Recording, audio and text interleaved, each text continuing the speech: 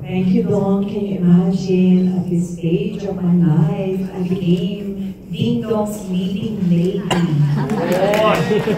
You know, what an honor and what a privilege. Yeah, thank you very much, Dong, for doing this movie with me.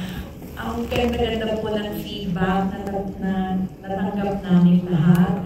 Nakakataba ng puso, and I hope you will also enjoy the movie just as much as we had a wonderful time filming this. This is a story about love, about friendship, about waiting, and about transcending grief. Ayan, paano magdala ng dalamhati sa buhay, paano pumarap sa mas magandang bukas. I hope that you will be inspired this afternoon, and just like what Amwell promises, Ding Dong and I will try our very best to stay young forever. Amwell lang yan, Amwell. We have to track our activities every day and live healthy, live a healthy life, and healthy life means a happy life.